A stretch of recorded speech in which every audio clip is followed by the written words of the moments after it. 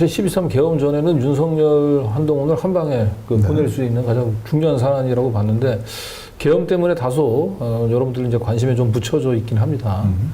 근데 이제 오늘 저희가 사실상 좀 결심을 좀 기대하고 갔거든요. 네. 왜냐하면 재판부가 이제 지난 그 기일 때 다음 한 3개월 정도 시간을 주면서 한동훈 쪽에게 그날 청담동 술자리 있던 그날 어디에 있었는지 본인의 알리바이를 좀 입증해라 라고 요구를 했는데 결국 오늘 아무런 증거를 제시하지 못했잖아요. 그렇죠. 그래서 네. 저는 오늘 바로 이제 결심을 좀 이루어지길 기대했었는데 재판장께서 또 한 번 기회를 준 것 같아요. 한동훈이 대선 기간에 좀 타격이 없도록 좀 배려를 한 게 아닌가 싶은 의심이 들 정도로 네.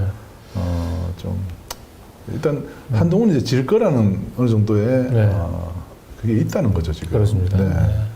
그래서 오늘 이제 뭐 간단하게 좀 말씀드리면 재판장이 이런 얘기를 했어요. 네. 첼리스트의 법정 진술이 된 얘기예요. 재판장이 이렇게 말합니다. 증거 혐의에서 무너졌다는 주장이 계속 나오고 있습니다. 이 사건이 공론화되기 전에 당사자가 남자친구에게 한 전화통화 내용의 최초 진술이 있었습니다. 그 후에 또 다른 사람과의 대화가 있었는데 원고 측은 이 사람이 피고 측에서 일부러 접근시킨 인물이라고 의심하고 있어서 그 대화 내용을 100% 신뢰하기는 어려운 상황입니다. 어쨌든 그 사람과 대화할 때는 마치 이 일이 진실인 것처럼 권력자라서 말을 못했다는 뉘앙스로 말을 바꿔가며 이야기를 했습니다. 그러나 법정에 나와서는 이전에 자신이 한 말이 사실은 거짓말이었다고 하면서도 피해를 주장했고 언론에서는 법정에서 분명히 사실이 아닌 것처럼 말했다고 보도했습니다. 게다가 그 이후 여러 신청 등에서 정작 최초 발언자인 박모 씨가 청구한 가처분 신청에서도 그 주장이 허위인지 아닌지에 대해 최초 사건 제보자 자신이 이것이 허위라고 말하고 있음에도 불구하고 실제로 허위인지 여부는 입증이 애매하다는 이유로 결국 가처분이 인용되지 않았습니다. 이 상황이 정말 애매합니다. 이렇게 얘기했어요. 네. 야, 그러니까 사실 지금 거의 판결문에 그 틀이 나온 거예요. 그렇습니다. 그러니까 네. 그 한동훈이 가장 믿고 있는 이제 증거는 첼리스트의 증언이죠. 그리고 첼리스트는 실제로 또 법정에까지 나와서 그 자신이 했던 남자친구하고 얘기는 다 거짓말이다라고 했음에도 재판부가 보더라도 첼리스트의 말은 계속 오락가락 한다는 거죠. 네. 그리고 가장 직전에 있었던 그 가처분 사건에 있어서 법원의 판단이 첼리스트의 말을 가지고 허위라고 하는 그 주장을 전적으로 다 받아들이기는 곤란하다. 네. 이렇게 판단을 했다는 거죠. 네. 그래서 보통 이런 경우에 사실은 원고가 그 첼리스트 외에 그 추가적인 입증을 하지 못할 경우에는 지금 현재 상태로는 재판부 입장에서는 저희 보도가 허위라고 사실은 판단하기가 어렵다라고 하는 걸 오늘 사실은 심증을 내비친 걸로 저는 봅니다. 네. 네. 자, 이 두 번째도 매우 중요합니다. 저는 이 내용을 들으면서 판결문이 결국 이렇게 나올 거라는 생각이 들어요. 통상적으로는 최초 발언자가 법정에 나와서 이것은 사실 거짓말입니다 라고 밝히면 사건이 정리되고 마무리되어야 하는데 이 사건은 그렇게 정리가 되지 않고 있습니다. 피고 측은 여러 정황을 들어 그 진술 자체도 허위일 수 있다고 주장하며 쉽게 믿을 수 없다는 입장입니다.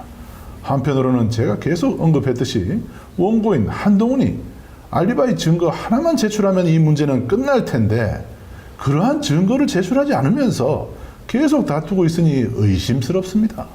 어떻게 보면 피고 측이 제기하는 의문이 타당성이 있다고 주장하는 것처럼 보입니다.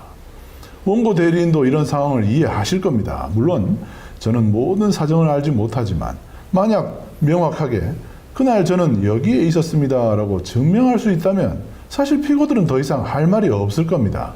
그저 자신들이 오해했다거나 믿을 만한 상당한 이유나 정당한 사유가 있었다는 정도만 주장할 수 있을 뿐 허위 여부에 대한 논쟁은 정리될 텐데 아직도 정리가 되지 않고 있습니다.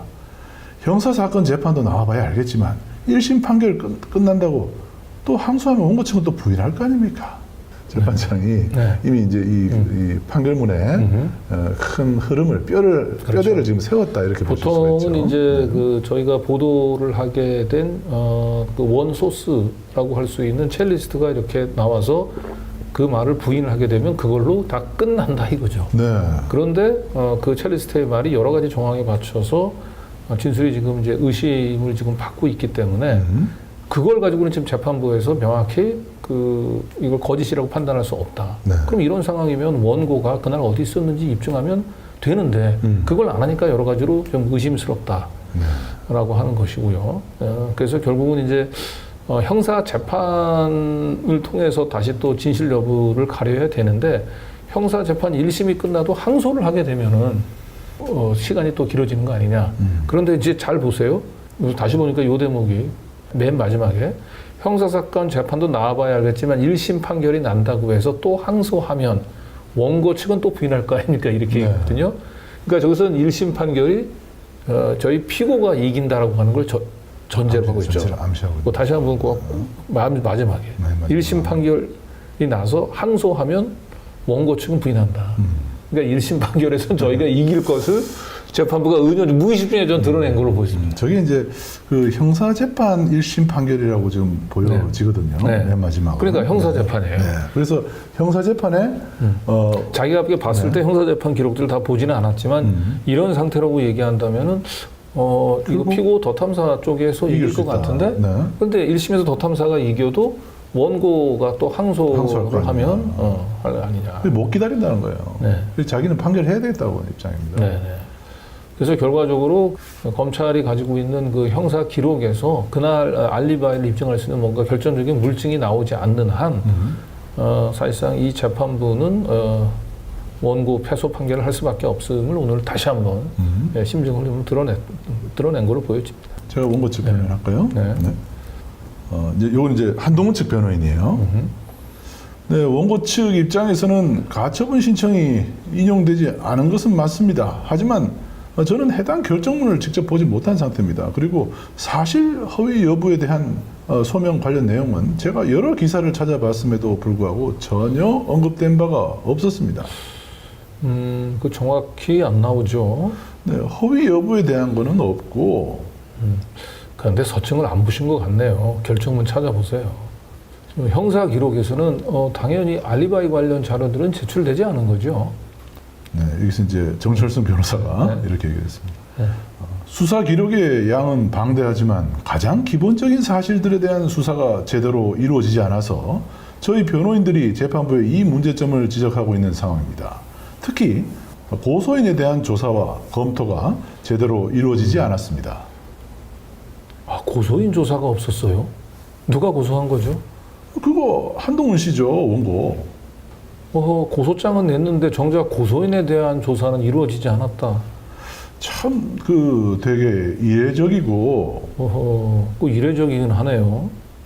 그리고 사실 조회나 다른 수사 방법을 통해 당일 행적을 강제 수사를 통해서도 충분히 파악할 수 있었을 텐데 그러한 수사가 전혀 이루어지지 않았습니다. 네. 어떻습니까, 여러분? 이 재판이 진짜 거의 끝난 것 같다는 생각 안 드십니까? 지금 심증이라 그러죠. 판사가 보통 심증을 잘 드러내지는 않는데 고소장을 냈는데 고소인 조사를 안 했다? 판사도 볼 때는 기록들을 항상 보는 사람이잖아요. 그렇습니까? 고소 사건에서 고소인의 조사가 없는 고소 사건 아마 한 번도 본 적이 없었을 거예요. 그러니까 이례적이라고 얘기를 하는 거예요.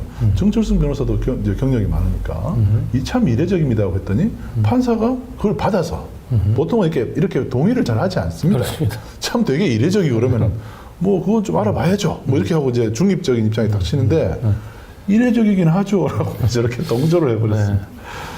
그래서 사실상 오늘 결심이 안 돼서 아쉽긴 합니다만은 저희로서는 이제 시간의 문제다. 결국 언제건 이 재판은 저희가 이길 수밖에 없다라고 저희는 이제 자신감을 갖게 됐고 일단 형사 재판 기록을 또 추가로 그래서 제출을 하기로 했습니다.